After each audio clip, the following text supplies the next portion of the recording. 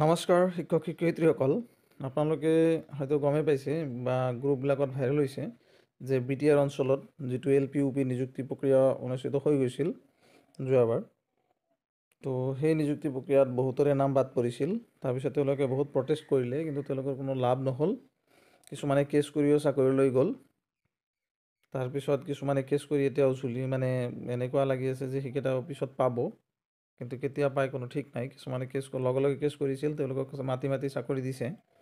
তো তাৰপিছত আকৌ এই 2 এদিনতে আকৌ লিষ্ট ওলাইছে, আপোনালোকে চাব পাৰিছে।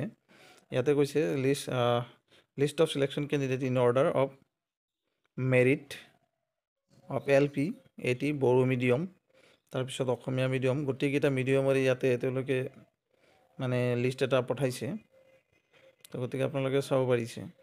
কিন্তু কি পৰিস্থিতিত যে এই লিষ্টবিলাক বনালে বিটিআৰ গভৰ্ণমেণ্টে, কোনো নটিচ নোহোৱাকৈ, তাৰপিছত কোনো মেৰিট লিষ্ট নোহোৱাকৈ, কোনো অনলাইন প্ৰক্ৰিয়া নকৰাকৈ ডাইৰেক্ট মেৰিট লিষ্ট কেনেকৈ ওলালে, বা ইমান দিনে যিসকল বিটিএডি আশাৰে ৰৈ আছিল যে চাকৰি এটা পাম বুলি, এইটো আছামিছ মিডিয়ামৰ এল-পিত কিমান চিলেকশ্যন হৈছে, আণ্ডাৰ BTC এৰিয়া বুলি লিখা আছে। তো এই কেণ্ডিডেটসকল ক'ৰ পৰা আহিল বা কেনেকৈ এপ্লাই কৰিলে, বা আগৰ পৰাই যি এপ্লাই কৰিছিল তাৰ পৰাই দিছে, কোনো এতিয়া ধৰিব পৰা নাই। কিন্তু তেওঁলোকৰ লিষ্টবিলাক এতিয়া পাব্লিছ হৈছে।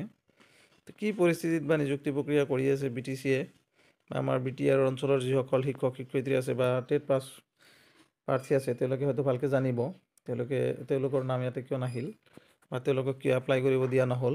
যিহেতুকে কোনো এড্ৰেছ নম্বৰ বা এডভাৰটাইজমেণ্ট নিদিয়াকৈ ডাইৰেক্ট মেৰিট লিষ্টটো পাব্লিছ কৰিলে, গভৰ্ণমেণ্টে কি নীতিত বা কি ৰুলছত এপ্লাই কৰিব দিছিল, বা ক'ত কেনেকৈ এপ্লাই কৰিব দিছিল, কোনেও গম নাপোৱাকৈ কেনেকৈ এপ্লাই হ'ল, এইটো এটা ডাঙৰ লক্ষণীয় কথা। কোনো কেণ্ডিডেটে গমেই নাপায় কেতিয়া এপ্লাই হৈছিল। যদি আগৰ লিষ্টৰ পৰা দিছিল তেতিয়াতো বেলেগ কথা আছিল, কিন্তু তেতিয়াহ'লে যিসকলৰ মেৰিটত নাম থাকিব লাগিছিল তেওঁলোকৰো নাম ইয়াতে নাই। গতিকে সেই মেৰিট লিষ্টত থকাবিলাকৰো নাম যদি ইয়াতে নাই, তেতিয়াহ'লে এই লিষ্টটো ক'ৰ পৰা আহিল, বা ইমান কেণ্ডিডেট তাৰ পাৰ্চেণ্টেজ বা তাৰ কোট অফ মাৰ্কছ কেনেকৈ ইমান ভাল হ'ল, বা কেনেকৈ তেওঁলোকে ইয়াতে চাকৰি পাবলৈ সক্ষম হ'ল, কোনে ক'ব পাৰিব। যিহেতুকে গভৰ্ণমেণ্টে নিজে এডভাৰটাইজমেণ্ট নকৰাকৈয়ে বিটিআৰ অঞ্চলত নিযুক্তি প্ৰক্ৰিয়া অনুষ্ঠিত হৈ যায় ৰাতিয়ে, বা কেনেকৈ হৈ গ'ল কোনেও ক'ব নোৱাৰে। অকল ফেচবুক হোৱাটছএপত চাই আছোঁ যে বিটিআৰ অঞ্চলত যে নিযুক্তি প্ৰক্ৰিয়া হৈ গ'ল, ক'ৰ পৰা হ'ল, কেনেকৈ হ'ল, এইবিলাক আমি ফেচবুকত চাই আছোঁ। কিন্তু ইয়াৰ কোনো বাস্তৱিক সত্য বা কাৰো ওচৰত নাই। তেওঁলোকক যিসকল কেণ্ডিডেট ইয়াতে চিলেকশ্যন হৈছে, তেওঁলোকক বোলে ফোন কৰি মাতিছিল যে তোমালোকৰ চিলেকশ্যন হৈছে, গতিকে আপোনালোকে এপইণ্টমেণ্ট লৈ যাব।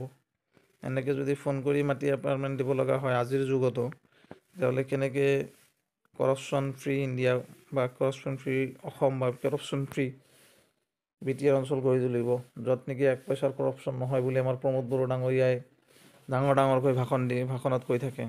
তেতিয়াহ'লে এইসকল বস্তু কেনেকৈ হ'ব পাৰিলে, বা বিটিআৰ অঞ্চলত এই নিযুক্তি প্ৰক্ৰিয়া কেনেকৈ হ'ল, কোনো মানুহৰ অজ্ঞাতাৰ্থে, কোনো জ্ঞাতাৰ্থ বা জ্ঞানত বা নটিচ নিদিয়াকৈয়ে বা এডভাৰটাইজমেণ্ট পাব্লিছ নকৰাকৈয়ে চিলেকশ্যন লিষ্টটো ইয়াতে পাব্লিছ হৈছে।